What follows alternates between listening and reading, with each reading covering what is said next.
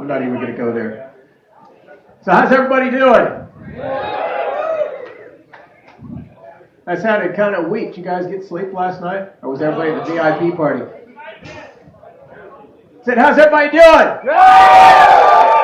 Are you ready to play some paintball? Awesome. I want to thank everybody for coming out. This is our first event at this venue. I hope you guys got to enjoy some of the extra stuff they offer here last night. I know I hung out with a bunch of people up in the upper level for the party last night. I was calling it VIP party. VIP. You guys are all VIPs. But I want to thank What's Up for inviting me out, being such great hosts. This damn gentleman that's responsible, you're all in his house this weekend, so big round of applause for providing such an awesome facility. Also, need to ask you guys a big favor. All the stuff you were enjoying last night, the go-karts and the bumper cars and all that, that's all open for business today. And those people all need that cement parking lot out there for all of that business. So if you're parked anywhere on that cement parking lot, as soon as this is over, if you would please move your vehicle to the grassy area off the parking lot at the end, we would really appreciate it. Also, you guys know what's coming. I do this every game. Everybody who's active or retired military, if you'd raise your hands, please. Everybody give all those people a big round of applause. Thank you for your service. Thanks for coming out and sharing the weekend with us. Also want to thank Matt's Tact and Planet Eclipse. They both got techs here. They're located right across from Viper Central Command. So if you shoot a Max Tac marker or Planet Eclipse, like I do, be sure and stop by. They'll take care of you. Make sure your gear's up and running. Of course, if it's Planet Eclipse, probably doesn't need much tech because they just keep working. But anyway, everybody, when you signed in, you signed that piece of paper, which is a legal and binding contract that stated that you have read and obey the rules, that if you lose your badge, it will not be replaced, and if you use non-event paint, you will be ejected without refund. So if any of those things happen, please don't come to me and say, oh, I didn't know, because you signed a contract that said you know. But we are going to go over some of the rules here just to make sure everybody's on the same page and give anybody that's new a chance to ask questions. After this, if you have any questions, you're out on the field. All of the people in these fancy striped shirts, compliments of Social Paintball, if you're looking for jerseys and banners and things. Be sure to look for those striped Social Paintball ref shirts, like this gentleman here is wearing. Those people would be more than happy to help you out. If they don't have the answer, they have comms to me. We will get you the answer. But if you have a question, please ask. These people are out there to help you, keep you safe, and make sure you have fun. Now, to go over some of the rules real quick. As I said, don't lose your laminated badge. If you do, go look for it. If you can't find it, you're going to have to go up there and buy a new one. And we don't want your money that way. We'd rather you spend it on paint, have fun shooting more paint, than have to buy a second badge. So don't lose your badge. If you notice on your badge, it says judge, and underneath it says 1 and 2.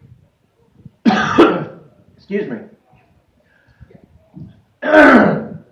Somebody give me a big wad of chocolate right before this. That's our tracking system. It's not penalties. There's no demerits. It doesn't cost you points. It's just a tracking system. We'll have 20 referees out there cycling through. So if we've got somebody that walks out on the field and then lifts their mask up and itches their face and puts it back down, a ref's going to come over and say, hey, don't do that. You could get injured. And they're going to punch out that number 1. A little bit later, that player is going to be out there playing, and he gets hit.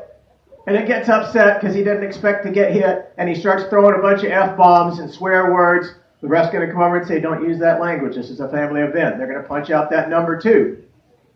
If they go for another punch, there's no number 3. They're going to take that badge, and that player is eliminated, period. End of story for the rest of the game.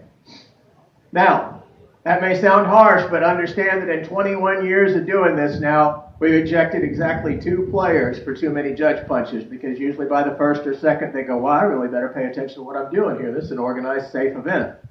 So just keep in mind, if they come and do that, we don't want somebody taking their mask off 20 different times and getting 20 different warnings out there. So that's just a tracking system. So if a ref has to come and talk to you, they're just going to punch that out and let us know that they've spoken to you. Don't worry about it. Don't sweat it. Don't get upset. Confrontations. We don't want anything to escalate. This is a high adrenaline sport. Everybody gets out there, they get all pumped up. It can be easy to lose your temper. If somebody's out there and they're acting in an aggressive and unsportsmanlike manner, and they want to throw a bunch of stuff around like, oh yeah, we'll come over here and do it, or why don't you come here and say that? You must, by the rules, immediately turn and walk away. If you take one step towards them, engaging, saying anything like that, you'll be pulled off the field. They'll bring your badge to me. We'll talk about it, and I'll decide whether you're going to go back out on the field or not. We don't want anything to escalate, so we just stop it right there. Everybody understand that? Awesome. Armband tape is mandatory. You must be wearing your armband tape. It must be on your bicep in plain sight. If you have Velcro armbands like Team Tags or any of the other products like this gentleman's wearing, those are completely legal as long as you wear it on your arm and it's only the one for your team. You can't put on the other teams and go do any crazy things. Must be your color, must be on your bicep.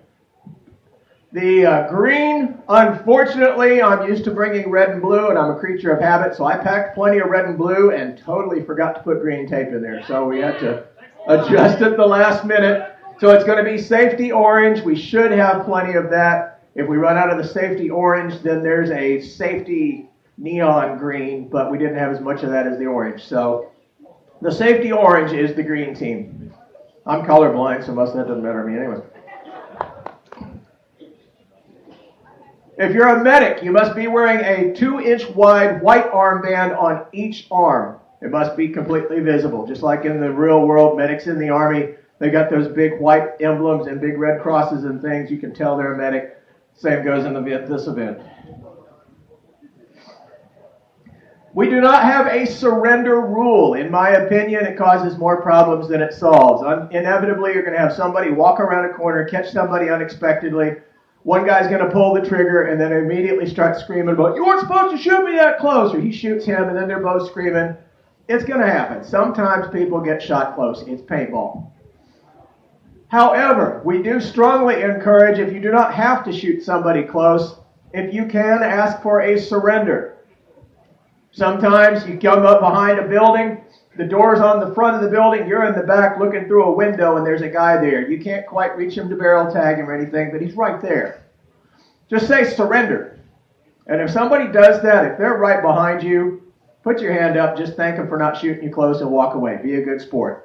Now, if they're 100 feet back yelling that at you, laugh and shoot them, because that's funny.